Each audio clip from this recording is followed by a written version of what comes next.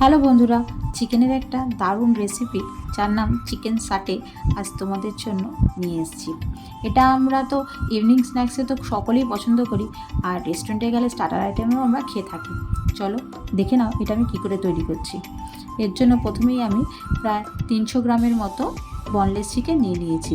চিকেনগুলোকে আমি ভালো মতো ধুয়ে ছোট ছোট দেখো আকারে কেটে নিয়েছি, আর জলগুলো বেশ ভালো করে আমি ঝরিয়ে নিয়েছি।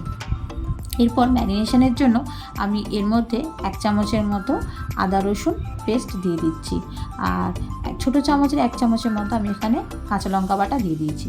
অল্প করে ভিনিগার দিয়ে দিচ্ছি, আর স্বাদ মতো আমি এর মধ্যে লবণ অ্যাড করছি। তোমরা চাইলে এর মধ্যে অল্প করে সয়া সসও দিতে পারো, আমি এর মধ্যে অ্যাড করিনি। এরপর আমি এর মধ্যে অল্প করে আমি ব্ল্যাক পেপার মানে গোলমরিচের গুঁড়ো অ্যাড করে দেবো। এই সমস্ত উপকরণ দিয়ে আমি ভালো মতো এটাকে হাতের সাহায্যে মেখে প্রায় 30 মিনিটের মতো আমি এটাকে রেস্টে রেখে দেবো। যতক্ষণ চিকেনটা ম্যারিনেশন হবে তত কিন্তু এর ভিতরে চিকেনটা কিন্তু জুসি হবে, আর চিকেন সারিটা খেতেও বেশ টেস্টি লাগবে। দেখো আমি এটা প্রায় আধ ঘন্টার মতো এবার এটাকে রেস্টে রেখে দিচ্ছি। দেখেছো আমার ম্যারিনেশনটা আমার হয়ে গেছে। এটা যতক্ষণ রেস্টে থাকছে ততক্ষণে আমি এর কিছু সবজি যেগুলো আমি এর মধ্যে লাগবে সেটা আমি কেটে নিয়েছি। দেখো এর মধ্যে ছোট করে আমি পেঁয়াজ কেটে নিয়েছি, যেটুকু আমি খোলা বের করে নিয়েছি। দেখো ছোট ছোট করে আমি ক্যাপসিকাম আর ছোট করে টমেটো কেটে নিয়েছি। এগুলো সবকটাকে আমি এর মধ্যে দিয়ে দিচ্ছি। সবকটাকে দিয়ে উপকরণগুলি দিয়ে আমি এটাকে আবারও কিছুক্ষণের জন্য রেখে দেব। এর মধ্যে আমি এখন ডার্ক সয়া সস ইউজ করিনি, যেহেতু আমার ছেলের জন্য সেটা আমার পক্ষে সম্ভব না দেওয়া। তোমরা চাইলে এর মধ্যে এখন অ্যাড করে দিতে পারো। দেখো আমি এটাকে দিয়ে দিয়েছি। এবার এটাকে আমি কিছুক্ষণের জন্য প্রায় 5 মিনিটের জন্য রেখে অল্প করে এর মধ্যে টমেটো সস অ্যাড করে দেবো। টমেটো সসটা অবশ্যই দিলে বেশ কিছুটা খানিকটা চটপটা ব্যাপার একটা ফিল আসে, আর মুখে যখন চিকেনের একটা বাইটস আমরা দিই তখন বেশ একটা টক মিষ্টি একটা ফ্লেভার আসে। ওটাকে আমি সাইডে রেখে দিয়েছি। এবার এই চিকেনের এটাকে তৈরি করার জন্য আমরা একটা ব্যাটার তৈরি করে নেব। দেখো এখানে অল্প করে আমি 1 কাপের মতো আমি এর মধ্যে কর্নফ্লাওয়ার নিয়ে নিয়েছি, 1 কাপের মতো ময়দা নিয়ে নিয়েছি, আর অল্প করে আমি এর মধ্যে ব্ল্যাক পেপার ইউজ করে দিচ্ছি, আর একটুখানি স্বাদ মতো আমি এখানে নুন অ্যাড করব। দেখো আমি এর মধ্যে নুন অ্যাড করে দিয়েছি, আর একটা আমি কাঁচা ডিম ইউজ করছি। তোমাদের ব্যাটারটা যতটা থাকবে তোমরা সেই হিসাবে তোমরা ডিম ইউজ করো। আমার এখানে অল্প আছে বলে আমি এখানে একটা ডিমই আমার হয়ে যাবে। এই ডিমটা দিয়ে আমাকে ওই সমস্ত উপকরণগুলো ভালো করে মিশিয়ে নিতে হবে। দেখো একটু আমার এটাকে কম হচ্ছে বলে আমি এখানে অল্প অল্প করে জল দিয়ে ব্যাটারটাকে একটা পাতলা একটা ফাইন একটা স্মুথ পেস্ট তৈরি করে নিচ্ছি।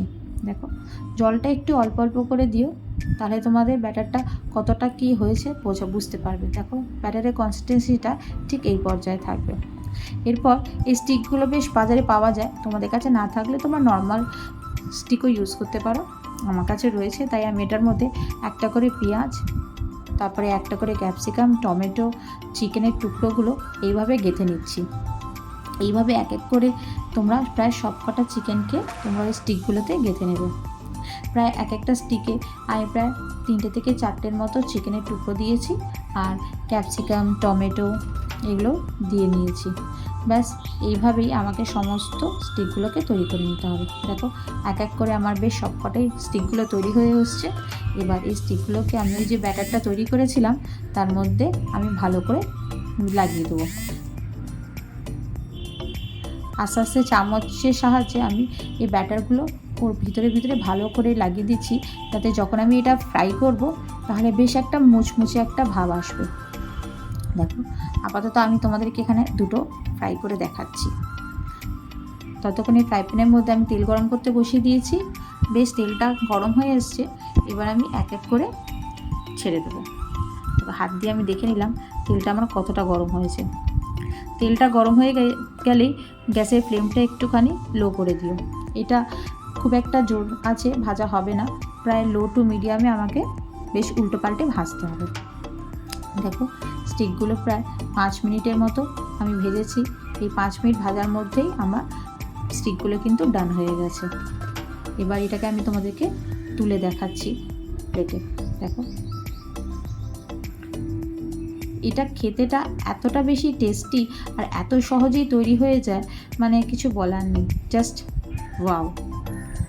এরপর বেশি কিছু না, আমি এর মধ্যে অল্প করে মেয়োনিজ আর আমি টমেটো কেচাপ দিয়ে এটাকে আমি পরিবেশন করব।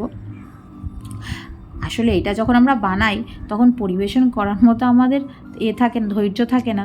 জাস্ট বানাবার পরেই মনে হয় কিছু দরকার নেই, এমনি এমনিই খেয়ে নেওয়া যাবে। দেখো, তাও আমি তোমাদেরকে একটু দেখানোর জন্য এর মধ্যে অল্প করে মেয়োনিজ আর অল্প করে টমেটো কেচাপ এর মধ্যে আমি দিয়ে দিচ্ছি। সন্ধেবেলা বাচ্চাদেরকে যদি একবার এটাকে বানিয়ে দেওয়া হয় তাহলে তার কোনো কথাই নেই।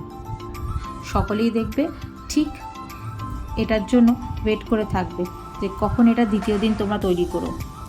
বন্ধুরা, আমার এই চিকেন সাটের রেসিপিটা যদি তোমাদের ভালো লেগে থাকে অবশ্যই লাইক, শেয়ার আর কমেন্টে জানিও কেমন লেগেছে। আর যারা এখনও সাবস্ক্রাইব করোনি তারা অবশ্যই সাবস্ক্রাইব করে দিও।